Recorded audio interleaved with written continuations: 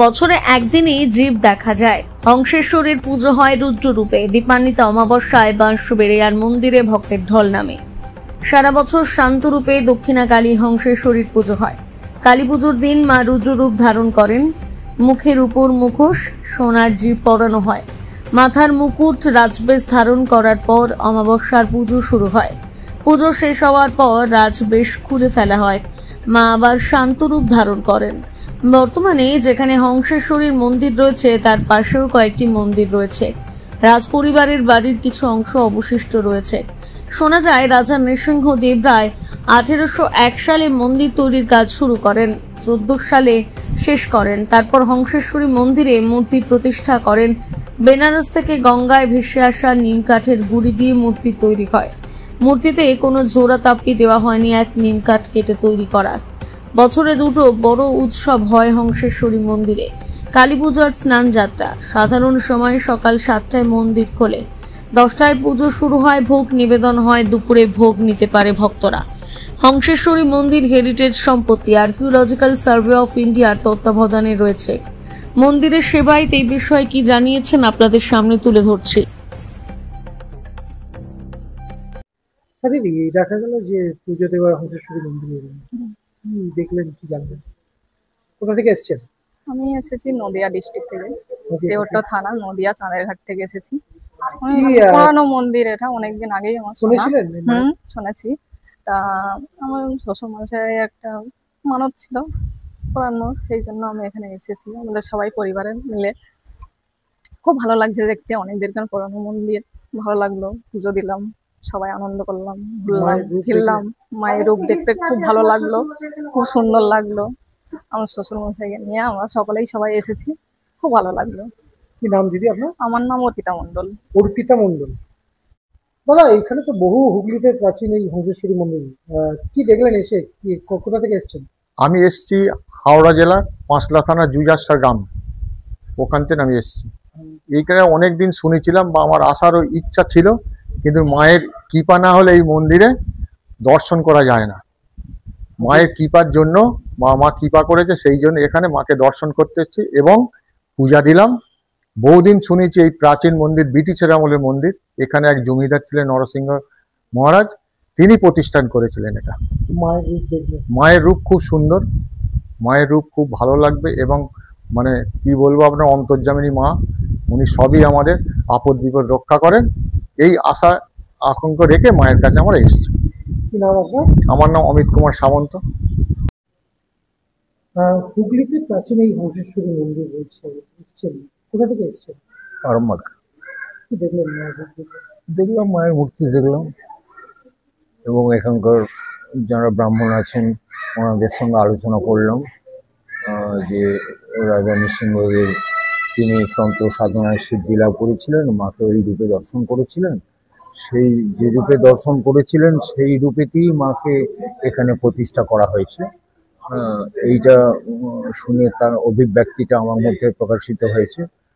আমি প্রেরণা লাভ করেছি যে তন্ত্র শক্তির একটা মহান ক্ষমতা আছে, অলৌকিকতা আছে, আধ্যাত্মিকতা আছে, যেটা সর্বজনীনভাবে মানুষকে উদ্দীপনা বা উদ্দীপ্ত করবে। এইটাই আমার সবচেয়ে ভালো লেগেছে। শোনা যায় যে মায়ের সারা বছর সন্ধ্যা একটা দিন মায়ের অলৌকিক রূপ দেখা যায়, সেটা সামনে কালী পুজোতে। সেটা নিয়ে কিছু জানেন? আমার জানা নেই সেটা। কেমন লাগলো আজকে দর্শন? খুব ভালো লেগেছে, নিঃসন্দেহে ভালো লেগেছে। কি নাম আপনার? আমার নাম স্বপন কুমার ভট্টাচার্য। রাজা নৃসিংহদেব রায় মহাশয় এই মন্দির 1801 সালে উনি শুরু করেন। 1802-তে উনি এক্সপায়ার হন। তারপর ওনার সেকেন্ড ওয়াইফ রানী শঙ্করী 1814 খ্রিস্টাব্দে এই মন্দির শেষ করেন। তারপর মাকে প্রতিষ্ঠা করা হয়।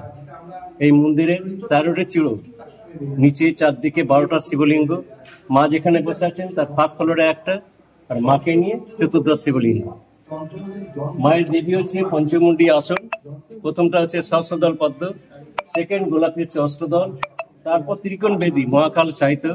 মহাকালের হৃদয় থেকে পদ্ম বেরিয়েছে, সেই পদ্মাসনে মা বসে আছেন হৃদ পদ্মের উপর, দ্বাদশ পদ্মের উপর। বেদী হচ্ছে পাথরের, মহাকাল হচ্ছে পাথরের, মায়ের মূর্তি হচ্ছে নিম কাঠ। হ্যাঁ, এই দেখা যায় যে আমরা কালী শ্যামা কালী হিসেবে যেটা দেখি সেখানে কিন্তু জীবও নেই, প্লাস সারা বছরই শান্ত, 365 দিন হচ্ছে শান্ত রূপ, এক রাতের জন্য চলে এলোকেশ রূপ। সেই রাত্রে মাকে যখন আমরা রাজবেশ পড়াবো, গায়ে কোনো বস্ত্র থাকবে না, সারা অঙ্গে ফুলমালা অলঙ্কার, আর এই মুখের উপরে একটি রূপর মুখ সোনার জিভ পরানো হবে। ভক্তরা কেউ জানতে পারবে না যে মায়ের গায়ে শাড়ি পরানো আছে, এটাই জানবে। এটা আমরা বলে ইয়ে করি।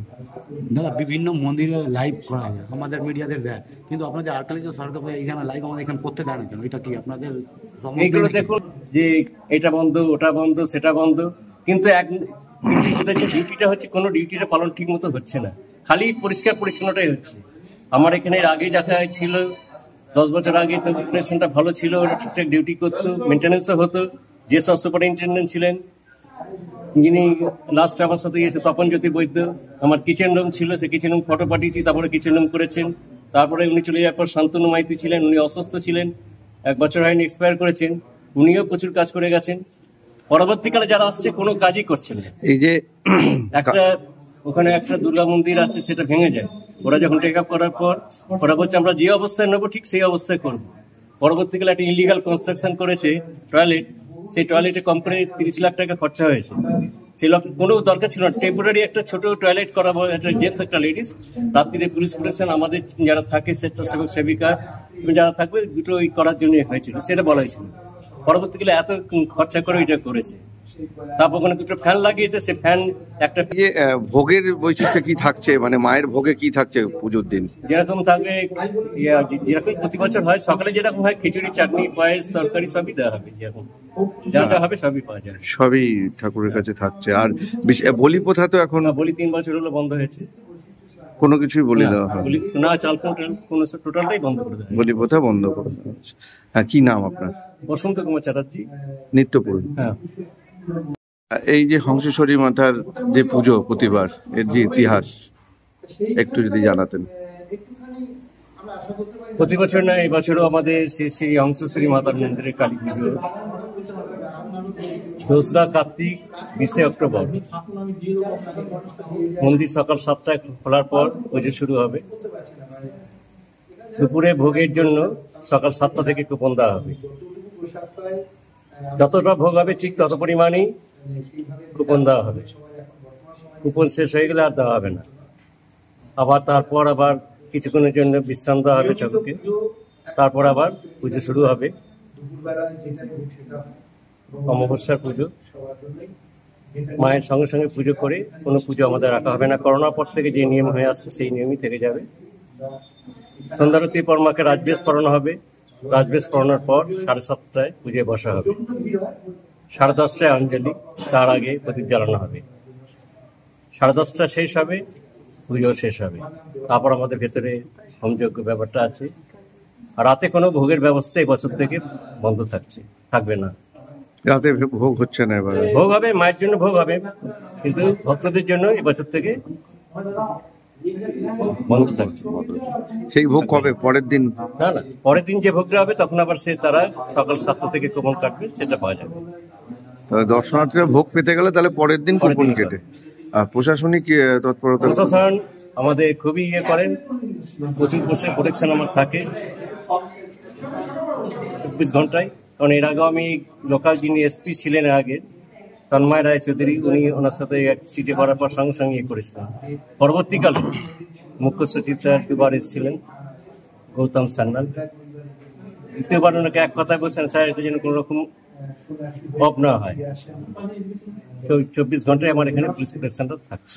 অতিরিক্ত কি সিসি ক্যামেরার ব্যবস্থা? সিসি ক্যামেরা আমাদের বিধায়ক তপন দাশগুপ্ত 4টে দিয়েছিল। পরবর্তীকালে আমি আরো বাড়িয়ে 16টা ক্যামেরা করেছি। 16ই এই বিশ্বকর্মা পুজোর আগের দিন 16 তারিখে আবার বজ্রপাত হয়। বজ্রপাতে মন্দিরের উপরে অ্যাটাক করেছে। সেই অ্যাটাকে একটা মানুষ ঢুকে যাওয়ার মতো অবস্থা। আর টোটাল জিনিস আমার ক্যামেরা, জেনারেটর, লাইটের বোর্ড, টিভি, মনিটর সবই গেছে। এগুলো আমার সারানো হচ্ছে, সব এসে গেছে। আর এটা দেয়ালের ফল্ট, এটা যে দেয়ালের সাথে এটা অ্যাড করে দিয়েছিল, এটা এসআইকে আমরা চিঠি করেছি যত তাড়াতাড়ি এটাকে আর্থিংটাকে বার করে দেওয়ার জন্য। 95-এ বড় ধরনের কাজ হয়েছিল, অ্যাটাক করেছিল, সঙ্গে সঙ্গে কাজটা হয়েছে। এখনো পর্যন্ত এই ডিপার্টমেন্ট কোনো কাজই করছেন না করোনার পর থেকে। আগে যারা ছিলেন খুব ভালো লোক ছিলেন, কিন্তু এখন যারা আসছেন না কেউ ঠিক মতো দেখছেন না। খালি মন্দির পরিষ্কার পরিচ্ছন্নতা থাকছে, ঠিক মতো সিকিউরিটিটা গার্ডও হচ্ছে না। যতই হচ্ছে আমাদের ইয়ে থেকে যেটা করা হয়েছে রাজবাড়ি থেকে পুরোহিতদের ইয়ে থেকে, সেটা প্রশাসন এবং এরাই প্রশাসনিক তৎপরতা কম আছে। এইটুকু আমি বলবো। মাহাত্ম তো উপলব্ধি করার, এটা বলার নয় যে অলৌকিক কিছু ঘটনা দু চারটে বলে দিলাম, এটা নয়। এখানটা আন্তরিক এবং দেখা যাচ্ছে যেভাবে টেনে উনি নিয়ে আসেন সবাইকে, এটাই তো একটা প্রতিষ্ঠান। একজন রাজা তার সর্বস্ব দিয়ে সন্ন্যাসী হয়ে গিয়ে সে ছেড়ে দিয়ে চলে গিয়ে তারপরে এসে আবার ঘুরে এসে অন্নপূর্ণা মন্দিরের ওখান থেকে স্বপ্নাদেশ পেয়ে সেখানে প্রতিষ্ঠা করলেন। এবং এই যে একটা বিরাট সময়ের হিসেব সবটাই জানেন যেভাবে করা, এবং মন্দিরের যে গঠন, সেই গঠনটা একটা সম্পূর্ণ অন্য ঘরানার। এর উল্লেখ আমরা যেমন আজকে তপনদার এখানে লেখাতে পারছি, আরও পেয়েছি নান সান্যালের বইতে। নান সান্যালের যে বইটা সেটা তো ভীষণ অথেন্টিক, সেটা পেয়েছি। প্লাস এখানকার যে পুরনো ইতিহাস, হুগলি জেলার ইতিহাস, তাতেও পাচ্ছি। আর বর্তমানের যুগে যেটা দেখতে পাচ্ছি যে যেভাবে চলছে বর্তমান রাজ পরিবার, আমি যতদূর আসি, আমি এখানে যতটুকু আসি দেখি না সক্রিয়ভাবে কিছু করছেন, সম্পূর্ণ স্বতঃস্ফূর্ত বিভিন্ন মানুষের সহযোগিতায়। আর এখানকার যারা পুরোহিত রয়েছে তাদের বর্গ, তাদের দিয়ে, এবং প্রশাসনিক কিছু লোক, না হলে এত সুন্দরভাবে চলছে এখানে যে এখানে এত বড় প্রতিষ্ঠান, এত বড় বড় অনুষ্ঠান হচ্ছে, প্রতি অমাবস্যায় ভিড় হচ্ছে, প্রতিটা অকেশনে হচ্ছে, স্নান যাত্রায় প্রতিষ্ঠা দিন, কালী পুজো, দীপাবলির দিন পুজো হয় আলাদা করে রাত্রিবেলায়, দুর্গা পুজোর সময় মানে বহু প্রাচীন মূর্তি এখানে পুজো হচ্ছে দুর্গা পুজো, তার সঙ্গে সঙ্গে একই সঙ্গে এটা হচ্ছে অনন্ত বাসুদেব মন্দিরে পুজো হচ্ছে। এই যে বিরাট পরিকাঠামো, বিরাট ব্যবস্থাপনা, আমি ব্যক্তিগতভাবে এসে দেখেছি যে কোনো রকম রাজবাড়ির সেইভাবে সহায়তা নেই, একটা সামান্য কিছু পয়সা ধরিয়ে দিল চলে গেল। কিন্তু এখানে হঠাৎ হঠাৎ বিভিন্ন মানুষ এসে যাচ্ছে, এসে তারা স্বতঃস্ফূর্ত এসে দাঁড়িয়ে যাচ্ছেন, আর এনারা দৌড়ে বেড়াচ্ছেন প্রশাসনের কাছে মেনটেনেন্সের জন্য। এখানে আরেকটা কথা জানা যায় যে মায়ের একটা আলাদা একটা কিছু দিনের জন্যই কালী পুজোতে দেখা যায়, এটা যদি একটু বলেন। এইটা কালী পুজো অলৌকিক শব্দ সম্পর্কে তো পুরোহিতটা বলবে, আমাদের বলা ঠিক হবে না। আমরা যেটা উপলব্ধি করতে পারি সেটা কোথা থেকে কিভাবে কি হয় সেটা হিসেব পাবো না।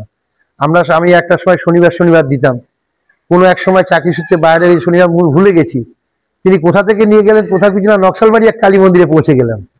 এই যে টেনে নেওয়া, এখানে কালী পুজোর দিন আমরা আসি, কালী পুজো অসংখ্য মানুষ আসে, সকাল সন্ধ্যাবেলা দিবার পুজো হয়, আর অন্যান্য অবস্থায় সকালবেলায় পুজো হয়, এবং সঠিক সময় যতক্ষণ অমাবস্যা থাকে সেই সময়ের মধ্যে পুজো হয়, এনারা ভোগ বিতরণ করেন। এই যে বিরাট পর্বটা চলে, যে ভিড়টা, সেটা সম্পূর্ণ মায়ের দয়ায় চলছে। প্রাচীন ভাস্কর্য দেখা যায় বাসুদেব। অবশ্যই এইটা যে ভেসে যাচ্ছে এখানে ভালোভাবে খুঁটিয়ে দেখা যাচ্ছে যে এই একই জায়গায় আমরা দেখেছি বিষ্ণুপুরে বিভিন্ন মন্দিরের টেরাকোটার ঘরানাগুলো বিভিন্ন আলাদা, কিন্তু এখানে আমরা যেমন দেখতে পাচ্ছি দশাবতার তাস, তেমনি নৌকাবিলাস দেখতে পাচ্ছি, তেমনি কালীর বিভিন্ন রূপ দেখতে পাচ্ছি।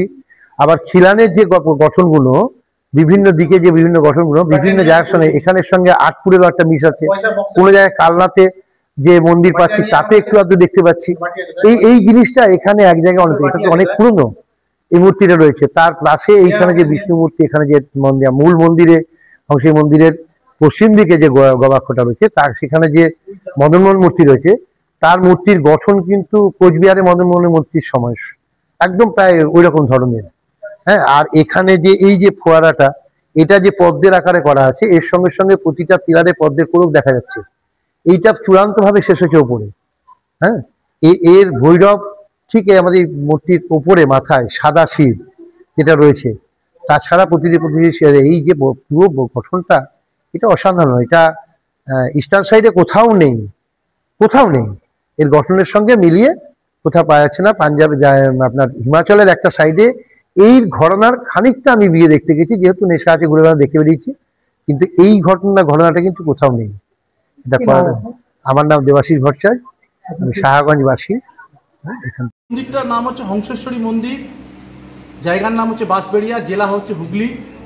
হংসেশ্বরী মন্দির, হংসেশ্বরী যিনি রাজা ছিলেন, রাজা নৃসিংহদেব রায়, উনি মহাপীঠ কাশীতে চলে গেছিলেন। সেখানে গিয়ে উনি তন্ত্র সাধনা করেছিলেন। মহাপীঠ কাশীতে তন্ত্র সাধনা করে সিদ্ধ লাভ করে মাকে দর্শন পেয়েছিলেন, মায়ের আদেশ পেয়েছিলেন। মায়ের আদেশ পেয়ে উনি এখানে ফিরে এসে মন্দির বানানো শুরু করেছিলেন 1801 খ্রিস্টাব্দে। 1802 খ্রিস্টাব্দে উনি দেহত্যাগ করেন। তখন ওনার দ্বিতীয় স্ত্রী রানী শঙ্করী দেবী এই রাজত্ব দেখাশোনা করছেন। রানী শঙ্করী দেবীকে উনি সব বলে গেছিলেন, যে কোথায় টাকা পয়সার কথা, এই পাথর কোথা থেকে আসবে, কি ব্যাপার সব বলে গেছিলেন। রানীমা হংসেশ্বরী মন্দির শেষ করেছিলেন 1814 খ্রিস্টাব্দে। এবারে হংসেশ্বরী মা হলো দক্ষিণাকালীর একটা রূপ। হংসেশ্বরী মায়ের মূর্তি হলো নিম কাঠের তৈরি। আর হংসেশ্বরী মায়ের বাৎসরিক পুজো হয় দীপান্বিতা কালী পুজোর দিন রাত্রে। ওই দিন সারা বছর যেমন দিনের বেলা পুজো হয়, শান্তরূপে সেরকম পুজো হয়, ওই দিন রাত্রে মাকে আদ্যা শক্তি মহামায়া রূপে পুজো হয়। মায়ের গায়ে কোনো বস্ত্র থাকে না, সমস্ত গা মালায় ঢাকা থাকে। মায়ের চুল এলেকসি করে দেওয়া হয়। মায়ের এই মুখের ওপর আলাদা মুখোশ পরানো হয়, তাতে জীব লাগানো থাকে, দিয়ে মাকে তান্ত্রিক মতে পুজো হয়। ভোগের কি বৈশিষ্ট্য থাকে? ভোগ ভোগ প্রত্যেক দিন হয়।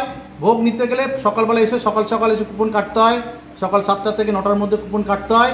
ওই দিনও দিনের বেলায় ভোগের সব ব্যবস্থা থাকবে।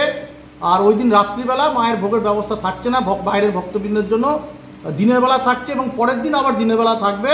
পরের দিনও অমাবস্যা থাকছে, পরের দিনও থাকবে। সকাল 7টার পরে এসে কুপন কাটতে হবে। অন্নভোগের ব্যবস্থা কি থাকে? মায়ের প্রত্যেক দিন মায়ের কোনো দিন মায়ের অন্নভোগ হয়, কোনো দিন মায়ের খিচুড়ি ভোগ হয়। শনিবার, মঙ্গলবার, রবিবার মায়ের খিচুড়ি ভোগ হয়, খিচুড়ি, তরকারি, চাটনি, পায়েস। আর বাদবাকি দিনগুলো সোমবার, বুধবার, বৃহস্পতিবার, শুক্রবার, যদি কোনো তিথি না থাকে, অমাবস্যা, পূর্ণিমা, কোনো তিথিযোগ না থাকে, তাহলে মায়ের অন্নভোগ হয়, ভাত, ডাল, তরকারি, চাটনি, পায়েস, পাঁপড়। মাছ ভোগের একটা প্রচলন আছে। মাছ মায়ের প্রত্যেক দিন মায়ের 1 পিস করে মাছ মাকে দেওয়া হয়, আলাদাভাবে নিবেদন করা হয়। কিন্তু বাইরের ভক্তবিন্দুকে মায়ের নিরামিষ ভোগ দেওয়া হয়। কারণ এখানে নারায়ণকে ভোগ দেওয়া হয়, শিবকে ভোগ দেওয়া হয়, রাধাকৃষ্ণকে ভোগ দেওয়া হয়। সেই জন্য অনেকে বিধবা আসেন যারা যারা মাছ খান না, সেই জন্য তাদের সবাইকেই নিরামিষ ভোগ দেওয়া হয়। বলি প্রথাটা কি এবার চালু না? বলি প্রথা রাজবাড়ির তরফ থেকে বলি প্রথা বন্ধ হয়ে গেছে। সেসব কথা নতুন করে কিছু বলা যাচ্ছে না। করোনার সময় থেকেই বন্ধ। করোনার পর থেকে, করোনা থেকেই বলি প্রথা বন্ধ আছে। সেই সব কথা আর কিছু বলা যাচ্ছে না। আগামী দিনে কি হবে? কি নাম আপনার? এখানে তো আমার নাম পুজোর দিন কি কালী পুজোর দিন। কালী পুজোর দিন যেমন সারা বছর পুজো হয়, নিত্য পুজো হবে সকাল 10টা থেকে, পুষ্পাঞ্জলি হবে 11টায়, ভোগ হবে 12:30টায়। আর রাতের পুজো যেটা হবে সেটা 2:57 পর অমাবস্যা পড়বে। অমাবস্যার পর পুজো আনলে প্রত্যেক ভক্তবৃন্দকেই খুব ভক্তি সহকারে পুজো করে দেওয়া হবে। 7:30 থেকে পুজো আরম্ভ হবে, 10:30টার পর অঞ্জলি হবে, অনেক রাত পর্যন্ত মায়ের পুজো চলবে। মাকে কি রূপে সাজানো হয়? মাকে কালী পুজোর দিন রাত্রে মাকে আদ্যাশক্তি মহামায়ের রূপে সাজানো হবে। ওই দিন মায়ের জীব লাগানো হবে। এই মুখের ওপর আলাদা মুখোশ আছে, মুখোশ, সেই মুখোশে জীব লাগানো থাকবে। মায়ের চুল এলেকসি করে দেওয়া হবে। মায়ের সমস্ত গয়না পরানো হবে। মাকে প্রচুর মালা পরানো হবে। পাশেই রয়েছে বাসুদেব মন্দির, সেখানে স্থাপত্য দেখা যায়, ভাস্কর্য দেখা যায়, সেটা যদি একটু বলেন। পাশের যে মন্দিরটা রয়েছে সেটা হচ্ছে অনন্ত বাসুদেব মন্দির। 1679 খ্রিস্টাব্দে বাঁশবেড়িয়া রাজা রামেশ্বর দেবরায় অনন্ত বাসুদেব মন্দির প্রতিষ্ঠা করেছিলেন। অনন্ত বাসুদেব মন্দিরের গায়ে, দেওয়ালের গায়ে রামায়ণ, মহাভারত সব চিত্রাঙ্কন আছে। ওই মন্দিরে যখন ছাত্রী অবস্থায় ইন্দিরা গান্ধী পর্যন্ত এসেছিলেন। ইন্দিরা গান্ধী যখন ছাত্রী অবস্থায় নন্দলাল বসুর কাছে শান্তিনিকেতনে আঁকা শিখতেন, সেই সময় এই রাজবাড়িতে 1 মাসের ক্যাম্প হয়েছিল। সেই ক্যাম্পে স্বয়ং ইন্দিরা গান্ধী ছাত্রী হয়ে 1 মাস এখানে ছিলেন। ওই দেওয়ালের গায়ে বিভিন্ন রামায়ণ, মহাভারতের যে চিত্রাঙ্কন আছে সেগুলো এঁকে নিয়ে গিয়েছিলেন। কি নাম আপনার? আমার নাম ধ্রুব চট্টোপাধ্যায়, সহকারী পুরোহিত, বাঁশবেড়িয়া হংসেশ্বরী মন্দির। সেরকম তাই, বহু প্রাচীন এই মা হংসেশ্বরী মন্দির একদম ত্রিবেণী গঙ্গার সামনে অবস্থিত। একটু বিস্তারিতভাবে যদি একটু মন্দির, এই মায়ের সম্বন্ধে যদি একটু বলেন। হংসেশ্বরী মন্দির মূলত প্রতিষ্ঠা হয়েছিল রাজা নৃসিংহদেবের হাতে। তো 1801 সালে নৃসিংহদেব মন্দির শুরু করেন, মন্দির শেষ হয় 1814 এবং 1814 মায়ের প্রতিষ্ঠা। আর হংসেশ্বরী মন্দির, হংসেশ্বরী মন্দিরের কিছু তো বিশেষত্ব আছে। সেই বিশেষত্বের মধ্যে প্রথম যেটা, সেটা হচ্ছে হংসেশ্বরী মন্দির, হংসেশ্বরী দশমহাবিদ্যার কোনো রূপ নয়। হংসেশ্বরী মায়ের নিজস্ব রূপ, এবং হংসেশ্বরী শব্দের কিছু আলাদা মানেও আছে, যেটা দশমহাবিদ্যার সঙ্গে কোনো রকম সম্পর্কযুক্ত নয়। কিন্তু মায়ের রূপটা হচ্ছে দক্ষিণা কালীর রূপ। দক্ষিণা কালীর ধ্যান মন্ত্রে মায়ের পুজো হয়। এবার এই হংসেশ্বরী মা সারা বছর ধরে যে রূপটা থাকে, একই রকম রূপ, ঘরের মায়ের মতন রূপ, কিন্তু শুধুমাত্র দীপান্বিতা কালী পুজোর রাত্রে মায়ের কাপড় চোপড় ছাড়িয়ে এলোকেশি রূপ দিয়ে একটি মুখোশ আছে, সেই মুখোশে একটা জিভ লাগানো আছে। সেই মুখোশটা পরিয়ে একেবারে এলোকেশির আদ্যাশক্তি রূপ দিয়ে মায়ের পুজো হয় ওই একটা রাতই। আর বাদ বাকি সারা বছরই যে রূপটা রয়েছে এই রূপটাই। বিস্তারিতভাবে জানতে চাই যে হংসেশ্বরী মা কেন এলো, এই হংসেশ্বরী মায়ের যদি একটুখানি কথাটা বলেন। হ্যাঁ, হংসেশ্বরী মা, হংসেশ্বরী শব্দটা একটা আলাদা অর্থ আছে। হংসেশ্বরী বলতে অনেকে হাঁস খোঁজেন, সেটা কথা নয়। হংস শব্দের উপনিষদিক অর্থ হচ্ছে হংস মানে সূর্য, হংস মানে জ্ঞান, হংস মানে জ্যোতি। তো যিনি জ্যোতির্ময়ী তিনি হংসেশ্বরী, যিনি জ্ঞানের আধার তিনি হংসেশ্বরী। এটা বাহ্য, এবং আভ্যন্তরীণভাবে যেটা ব্যাখ্যা, সেই ব্যাখ্যাটা হচ্ছে ঋগ্বেদের একটা অংশ আছে, সেটার নাম হচ্ছে হংসবিদ্যা। এই হংসবিদ্যাটা হচ্ছে তন্ত্র সাধনার একটা অঙ্গ। তন্ত্র সাধনার অঙ্গ এই জন্যে যে আমরা যখন শ্বাস নিচ্ছি এবং ছাড়ছি, আমরা কনসেন্ট্রেট করলে পরে পাবো যে যখন শ্বাসটা ছাড়ছি তখন উচ্চারণ হচ্ছে হং, আর যখন টানছি তখন হচ্ছে স।